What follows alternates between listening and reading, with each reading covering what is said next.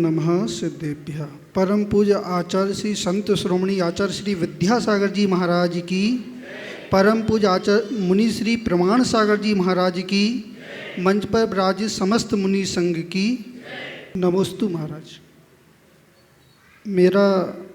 मेरे मन में एक प्रश्न है कि जब आप संघ में थे आचार्य गुरुदेव विद्यासागर जी महाराज जी के, तब कोई एक ऐसा प्रसंग सुनाओ जिससे आपके मन में आनंद उत्पन्न हुआ।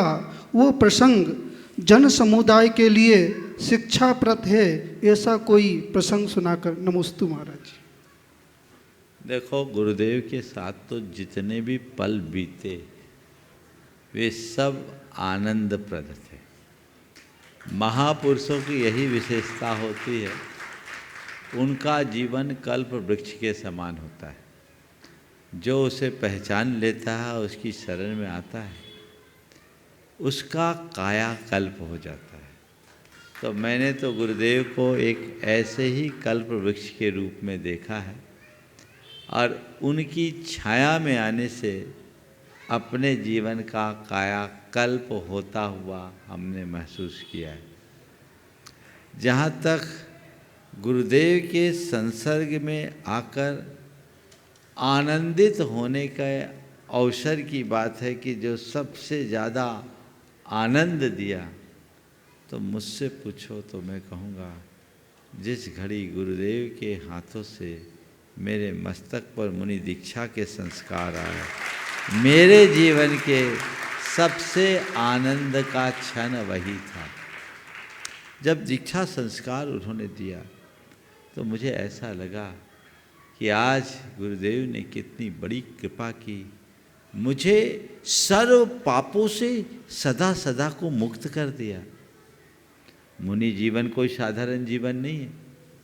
5 महाव्रत को अंगीकार करना बिना गुरु कृपा के संभव नहीं है, और 5 महाव्रतों को अंगीकार करना यानी 5 पापों का सर्वदा के लिए परित्याग कर देना। गुरुदेव ने मुझे पापों से छुटा दिया, मेरे जीवन में सबसे बड़ा आनंद भर दिया। व्रत उन्होंने दिया, पर केवल दीक्षा लेने से मेरा काम नहीं बना। यदि उनकी कृपा मुझ पर नहीं बरसती होती, और मुझ पर ही नहीं हम जैसे सब पर न बरसी होती, तो हम उस दीक्षा को निभा भी नहीं पाए होते। एक पल आनंद का उनने दिया और पूरे जीवन को आनंद से भर दिया।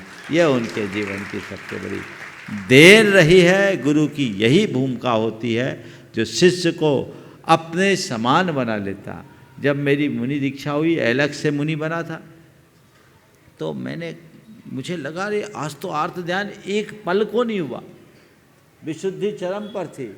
मैंने गुरुदेव से कहा, गुरुदेव आपने कितनी बड़ी कृपा कर दी, एक लंगोटी क्या उतरी, सारा आर्त ध्यान छूट गया।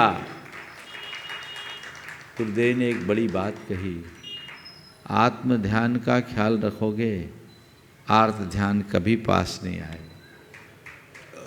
हम लोगों की मुनि दीक्षा के उपरांत सोनागिर में दीक्षा हुई थी। तारीख के हिसाब से परसों का दिन आने वाला 31 मार्च को हमारा अकाउंट क्लोज हुआ था 1988 को। तो दीक्षा के उपरांत पर्वत पर गए, चंद्रप्र भगवान के चरणों में प्रतिक्रमण हुआ, और फिर मैंने गुरुदेव से निवेदन किया कि गुरुदेव आज आपने बड़ी कृपा की, महाव्रत प्रदान करके हम सबको कृतार्थ किया, परमेष्ठी में स्थान दिलाया, हमें कुछ ऐसा निर्देश दें जो हम सबके जीवन भर काम आए। उन्होंने 2 बातें कही। पहली बात तो उन्होंने ये की कि मैं जो कुछ दे सकता था सब दे दिया, अब तुम्हें अपना मार्ग खुद तय करना है। और दूसरी बात कही, ये मत सोचना कि मुनि बन गए तो मोक्ष मिल गया, अभी तो मोक्ष मार्ग की शुरुआत हुई। बस वो बातें आज भी कानों में गूंजते हैं, और यदि ये बातें हम सबके जीवन में आ जाए तो हमारा जीवन धन्य हो जाए। प्रत्येक साधक का यही ध्येय है, और सबको इसी ध्येय की पूर्ति में निरंतर निरत रहना चाहिए।